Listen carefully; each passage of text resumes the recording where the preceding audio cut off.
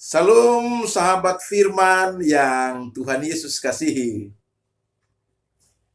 Tuhan sungguh amat baik dalam hidup ini.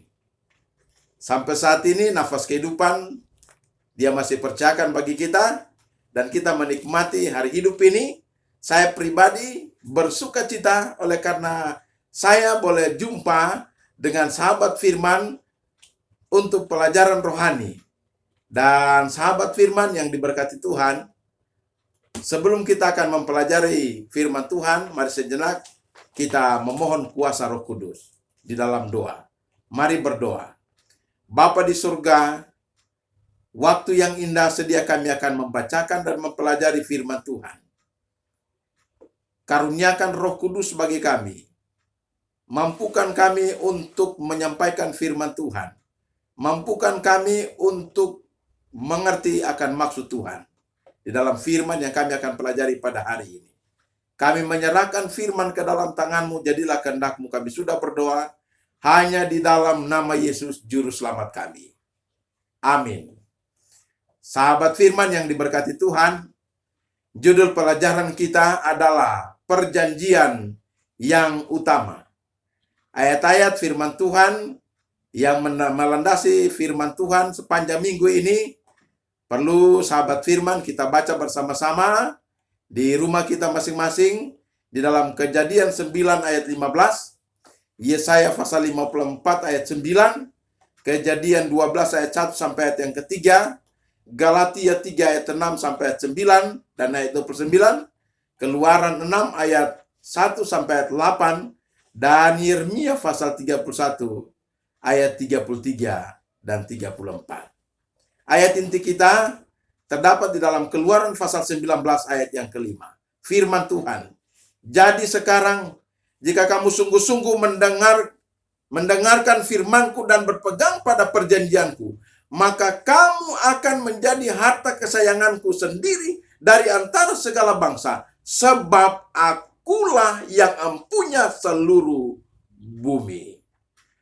Sahabat firman yang diberkati Tuhan, setelah dosa masuk ke dalam dunia, apa yang Allah buat bagi Adam dan Hawa? Kita dapati dalam firman Tuhan yang kita pelajari pada minggu ini adalah Allah menjelaskan dasar-dasar rencana keselamatan kepada Adam dan Hawa. Dan Allah secara bertahap menyatakan lebih banyak aspek dari rencana tersebut. Yang berikut sahabat firman, bahwa Allah menjelaskan keselamatan sebagai perjanjian kekal antara manusia dan Allah sendiri, dan perjanjian yang terakhir dikenal sebagai perjanjian baru. Firman Tuhan pada sepanjang minggu ini terdiri dari dua bagian besar. Bagian yang pertama adalah perjanjian kekal. Bagian yang kedua adalah perjanjian baru. Nah, bagian pertama ini, perjanjian kekal ini, disampaikan kepada 3 tokoh di dalam Alkitab yang mewakili seluruh umat manusia.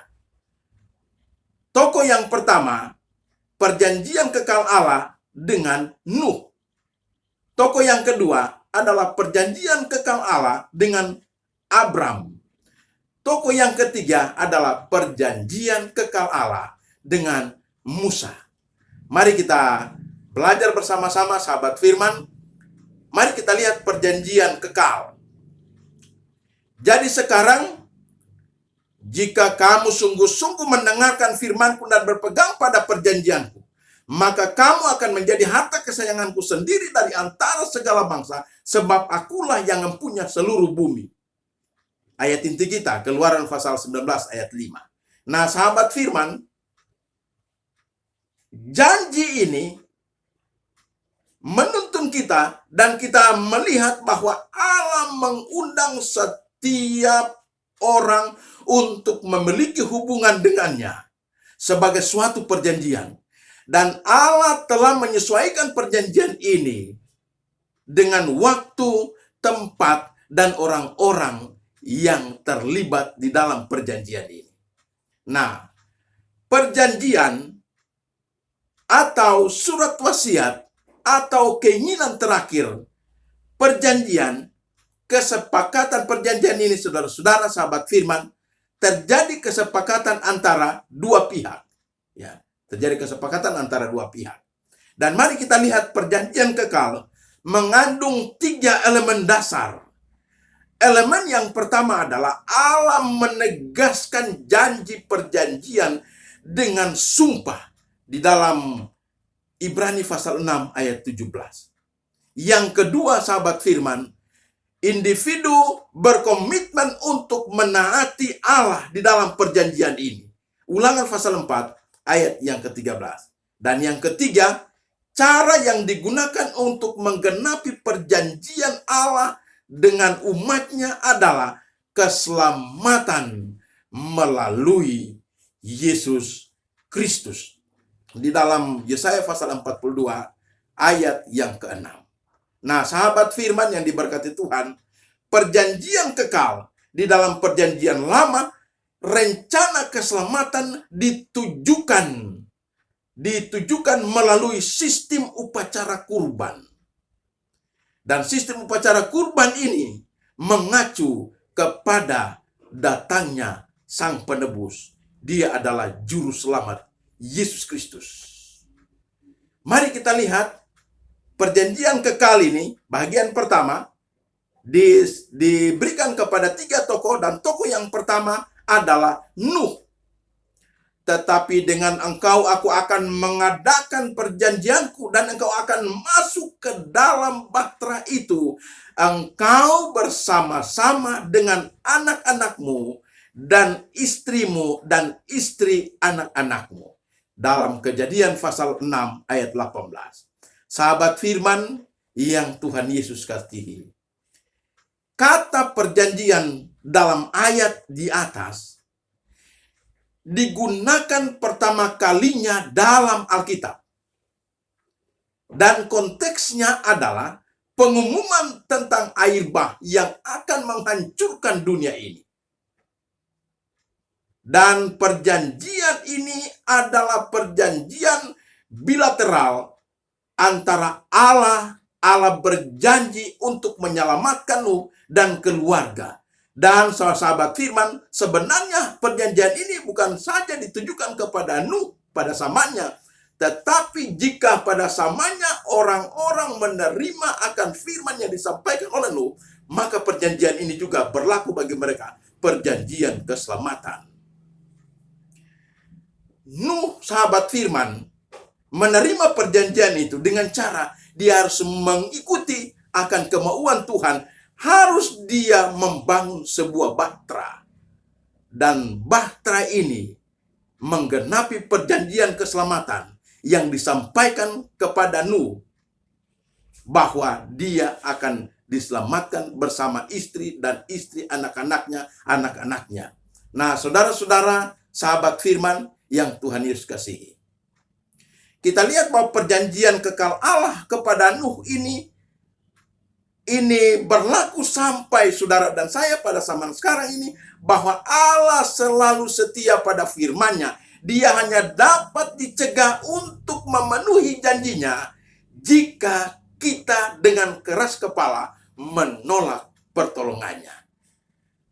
Sangat luar biasa, sahabat firman yang Tuhan Yesus kasihi.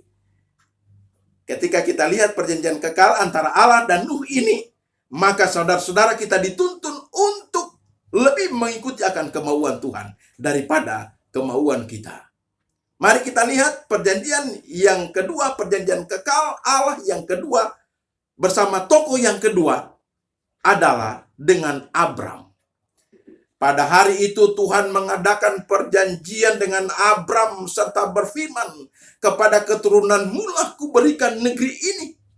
Mulai dari sungai Mesir sampai ke sungai yang besar itu, yaitu sungai Efrat, di dalam Kejadian pasal 15 ayat 18. Sahabat firman, mari kita lihat perjanjian kekal Allah kepada Abram. Sebelum perjanjian resminya dengan Abram, Allah berjanji untuk memberkati dia dan memberkati semua orang bersama-sama dengan dia di seluruh bumi ini. Di dalam Kejadian pasal 12 ayat 1 sampai 3. Artinya, sahabat firman, bahwa Allah berjanji kepadanya bahwa juru selamat dunia akan menjadi salah satu keturunannya. Di dalam Galatia pasal 3 ayat yang ke-16. Begitu hubungan di antara mereka terjalin, Allah meresmikan perjanjiannya dengan dengan Abraham. Di dalam ayat yang ke-15. Abraham percaya pada janji Allah dan dibenarkan di dalam ayat yang ke-6. Dan karena itu siap untuk mematuhi dan memenuhi persyaratan perjanjian. Dalam Kejadian pasal 18 ayat 19. Sahabat firman yang diberkati Tuhan. Kita lihat perjanjian kekal Allah kepada Abraham. Bahwa ketaatan kita kepada Allah adalah satu respon iman atas segala sesuatu yang telah Dia lakukan bagi kita. Di dalam 1 Yohanes 4 ayat 19.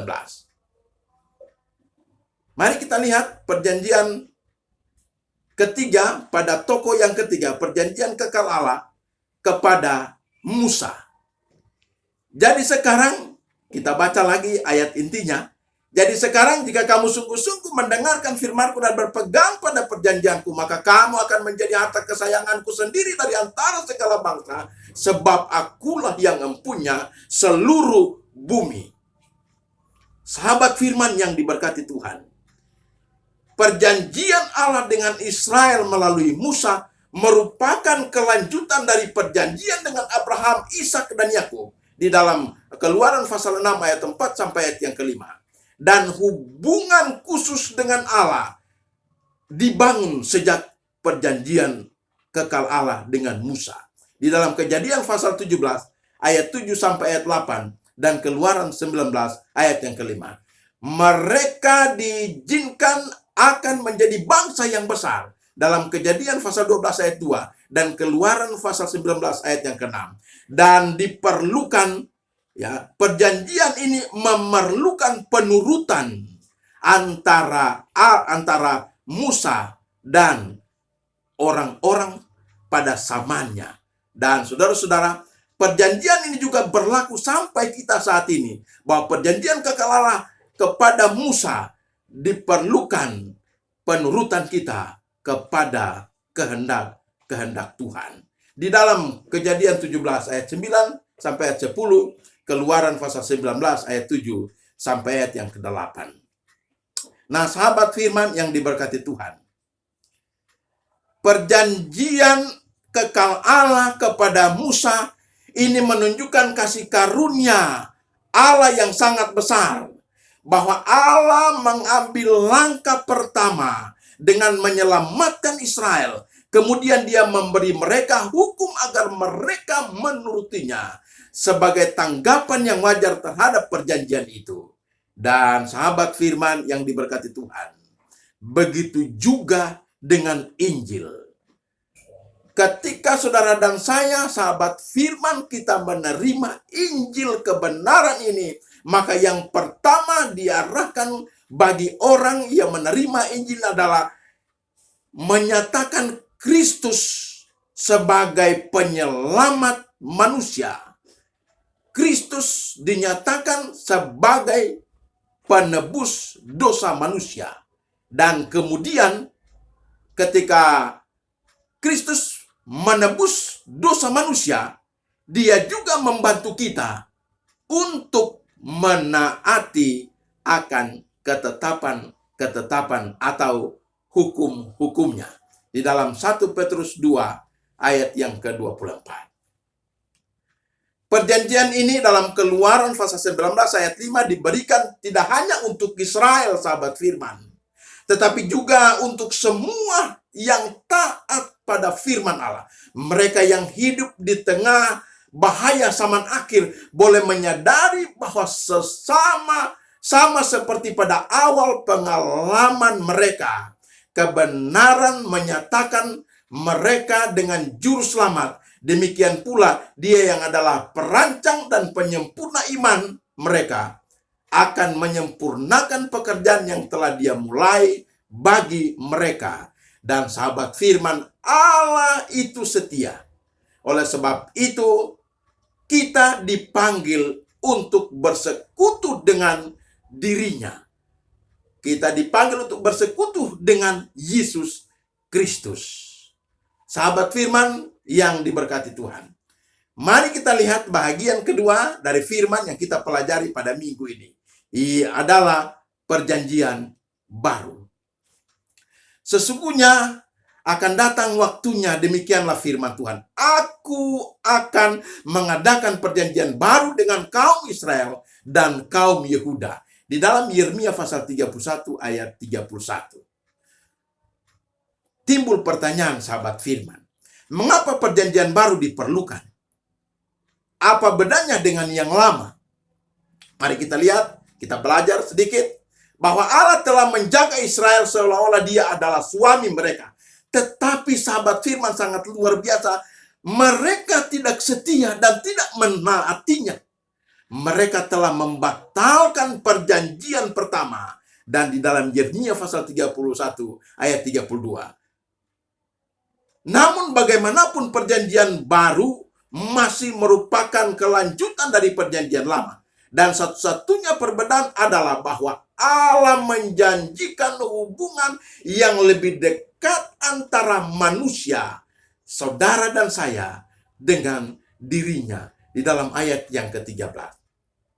Sebab mereka semua besar kecil akan mengenal aku, kata Tuhan. Sebab aku akan mengampuni kesalahan mereka. Ayat yang ke-34.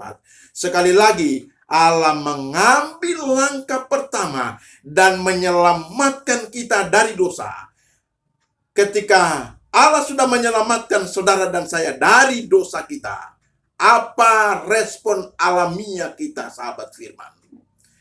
Bahwa respon alamiah saudara dan saya adalah kita harus mematuhi hukum-hukumnya yang dia tempatkan di hati kita di dalam ayat yang ke-33. Dalam Alkitab, sahabat firman, tabiat yang saleh dan yang bertahan dalam hubungan antara Kristus dengan gerejanya dilambangkan dengan persekutuan nikah. Dan Tuhan telah menggabungkan umatnya kepada dirinya oleh suatu perjanjian hikmat. Dan sahabat firman, ia berjanji menjadi Allah mereka. Dan mereka berjanji menjadi kepunyaannya. Dan hanya kepunyaan dia sendiri untuk umat Tuhan. Sahabat firman yang diberkati Tuhan. Kita bersyukur kita boleh mendapatkan kesempatan yang istimewa pada hari ini untuk mempelajari dan boleh mengenal akan perjanjian kekal Allah bagi umat manusia. Bahwa sahabat firman, Allah yang kita sembah, Allah yang sangat luar biasa. Manusia diciptakan, manusia jatuh ke dalam dosa, Allah mengutus anaknya untuk menebus manusia. Dan bukan cukup dia menebus manusia, tapi dia menuntun manusia yang berdosa yang ada di alam semesta ini untuk mengikuti, menuruti akan hukum-hukumnya. Dan sahabat firman, itulah kerinduan Allah terbesar bagi umat manusia. Ingat sahabat firman, bahwa Allah tidak berkehendak untuk manusia itu binasa. Kehendak Allah adalah seluruh umat manusia di alam semesta ini. Ketika terjadi hari Maranatha, mereka akan dikumpulkan bersama-sama dengan Allah yang mereka sembah. Bahkan kita semua yang mempelajari firman ini, Allah rindu ketika terjadi hari Maranatha, kita akan dikumpulkan bersama-sama dengan Dia dalam kerajaan yang Dia sediakan. Tuhan Yesus memberkati kita. Kita berdoa. Bapa Surgawi, kami bersyukur. Waktu yang indah kami boleh membacakan dan mempelajari firman Tuhan. Kami bersyukur atas kuasa Roh Kudus yang memampukan kami untuk membacakan dan mempelajari firman Tuhan. Menyadari kami penuh keterbatasan. Oleh sebab itu, kiranya Roh Kudus akan menyanggupkan kami untuk mengerti firman yang kami pelajari. Dan bukan saja kami mengerti, tapi Roh Kudus akan menuntun kami untuk mengambil keputusan, memilih untuk taat kepada Tuhan, dan makin jauh dari dunia yang akan binasa ini. Kami menyerahkan sisa hidup kami ke dalam tangan pemeliharaan kasih-Mu. Ini doa kami. Persembahkan doa ini hanya di dalam nama Yesus, Juru Selamat kami. Amin.